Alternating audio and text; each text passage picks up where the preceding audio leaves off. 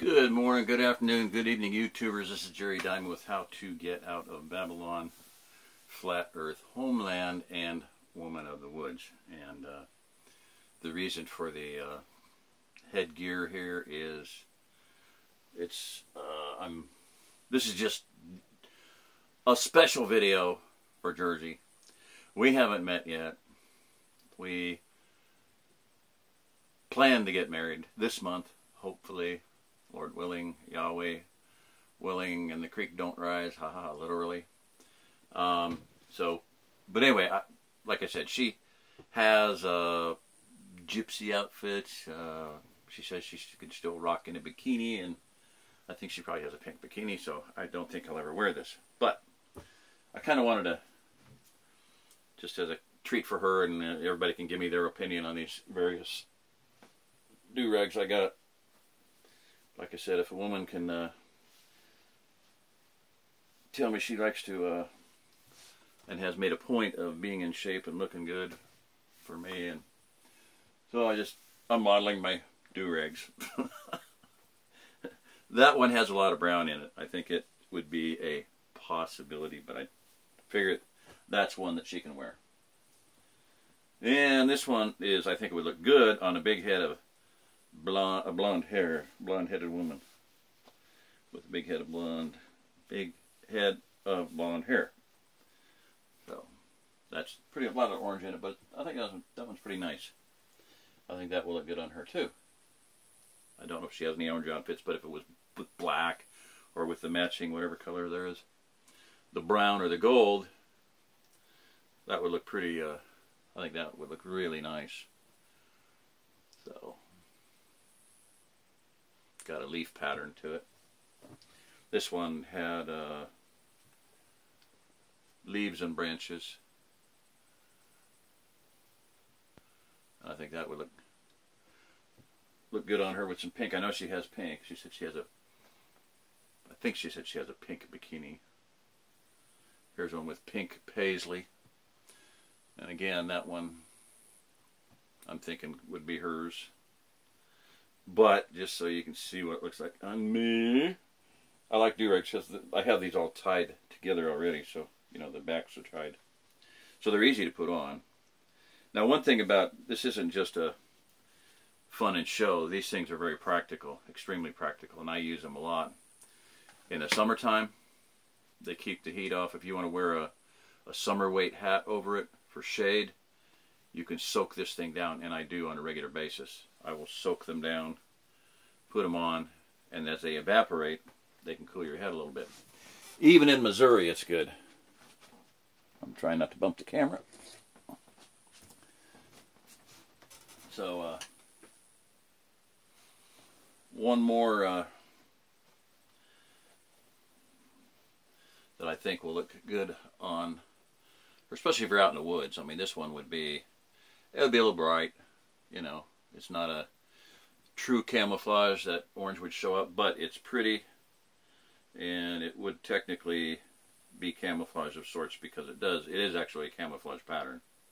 There are, yeah, that is just strictly a military style camouflage, and anytime you break up the signature of what's under it, it does act as camouflage.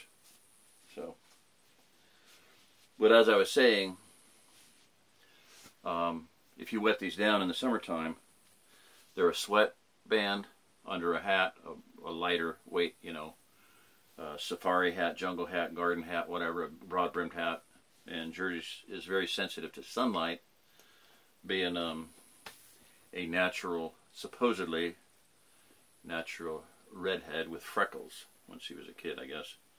So sensitive to sunlight, so she needs a broad-brimmed hat. These are actually, as I got all done with that, it's like 6 of them. No, I don't know what there were. 5, 2, 3, 4, 5 of them. I set out to buy them for me because she likes do-rags. So by the time I was done getting ones that I thought were cool looking, I had 2 for me and 5 for her, which is fine. And I have another one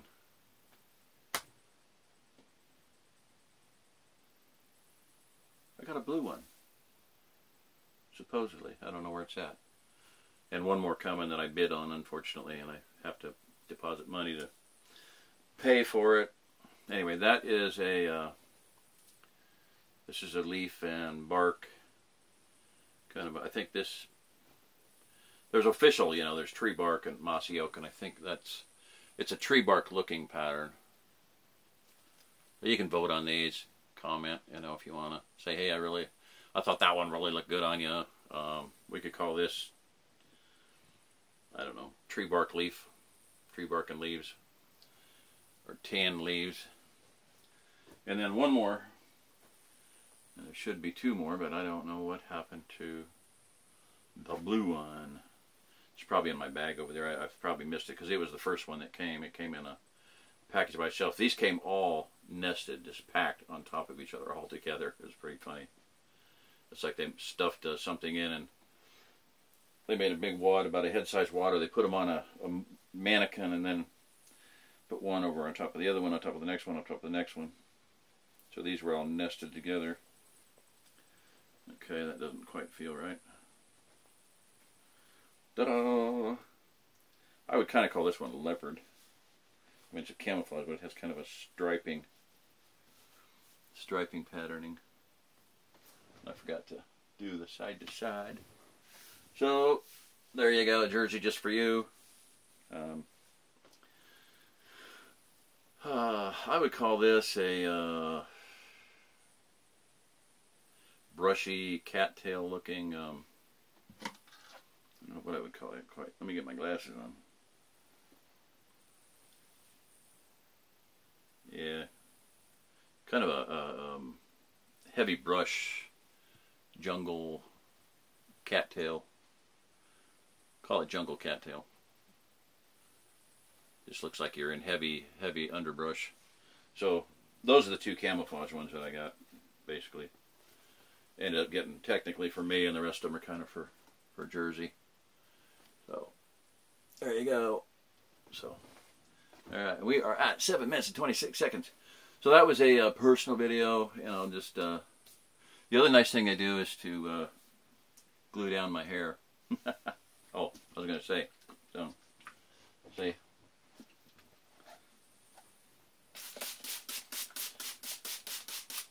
Mist that thing down inside and out. Put it on, and that makes it a little bit easier to handle it. Then put it up. I had some of these I could just put on one-handed like that. There we go. Okay, now I'm gonna plug it in. I knew I was gonna be switching back and forth off and on, so I didn't want to have the headset on. And I'll see if this will. Does that work? Yes. Recording started with mic on earphones, and we're still rolling. Okay. So, I think I'm just going to finish this one out, but with just some. Hey, you know, I'm under stress. We both are working on, as we're able to, the idea of a crowdfunders, and soliciting help, you know, from people. So that being said, Jersey put up a GoFundMe through her Facebook page, and you know, I'm going to do various ones.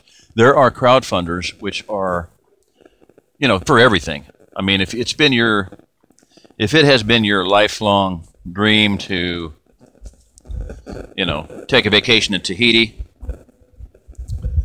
you know, there's crowdfunders for that. I guess they work.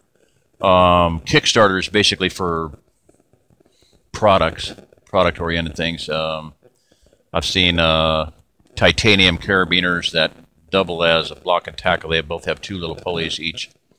They have, with two of those, you have a really light block and tackle system. I've talked about that before. Infrared camera for droids, just on and on, a lot of different things. But I got to thinking, well, what if there's a faith-based, and there are faith-based, church-oriented crowdfunders for, one's called, I think, Raise the Roof, and we need to build a building. We need to have a building, a community center, a community kitchen, a church building, meeting room. That all needs to happen. In essence, I came to the realization one day, and I think this is the truth of the matter, I need to start a church, you know. And what she called the crowdfunder was Ozark Plateau Refugee Mission. What is a mission? Well, you have a mission. I have a mission. I have a vision, a ministry, and I would like to have it more duly noted under some auspices of authority. At Passover this year, we established the first ecclesia of the Ozark Plateau, and it is basically designates the entire Ozark Plateau as a non-belligerent nation. We have a coat of arms, I mean a great seal, a banner, Yahweh, the Paleo-Hebrew for YHWH, Yod Hey, Bob Hey. So there is that going, and I'd like to have this ministry, and I've said my ministry a lot, and it isn't my ministry. It's, you know, I'm just an absolute nobody. I am someone who just was gifted with some oddball talents. I do not have a formal education. Like I said, toward 2000, going into 2015, I came to a very, very powerful realization that given the whole scope of my life, I am a nobody, an absolute nobody. I mean, I haven't done anything. I have not accomplished anything, quote unquote. I haven't been anywhere. Okay, I've been to Des Moines, Iowa. Wow, that's the furthest east I've been, I believe. I've been to South Padre Island, so I did see the Gulf of Mexico. My daughter and son-in-law have seen both coasts. My son-in-law has been to Ireland, Europe twice. You know, I haven't been anywhere. I haven't done anything, and I'm a nobody. Now, early on, when I first became a believer, I was raised Catholic. I was an altar boy. I was went to parochial school, Catholic school, my entire life up until the 12th grade, and so I had a very, very, very good education that very few people make use of, and I did not make use of that in the sense of going to school, going on to college, and I was scheduled to go to Colorado University of Colorado Boulder, and I would have been in engineering, you know, no question. That's what I was scheduled for. That's what my whole life dictated, you know, science, you know, engineering, electrical engineering, whatever, mechanical engineering, some kind of, you know, petroleum, whatever. So I became a believer after graduation at Passover. My whole life has been Shemitahs. Just lived in from Shemitah to Shemitah, you know, every 7 years. Drastic, major, massive change would occur in my life.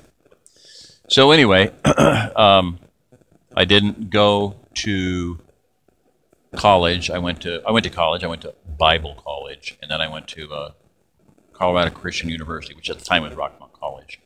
So my life diverged, and I took the path less traveled, the path nobody had traveled, basically.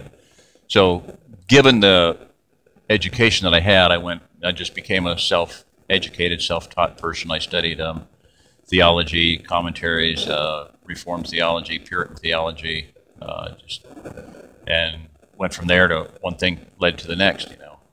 So it really, my life really diverted at that point in time when I became a believer. So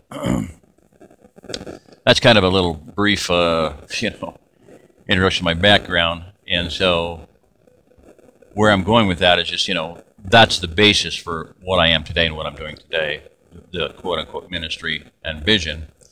Because one of the first books I read as a new believer was What the Bible is All About by Henrietta Mears. And she said that Moses was 120 years old, and he spent 40 years thinking he was a somebody, 40 years finding out he was a nobody, and then 40 years finding out what God could do with a nobody. So that's what I am. I'm a nobody who's been nowhere, done nothing, and hoping to find out what God can do with a nobody. This is Jerry Diamond. If you're listening to this, you are the remnant.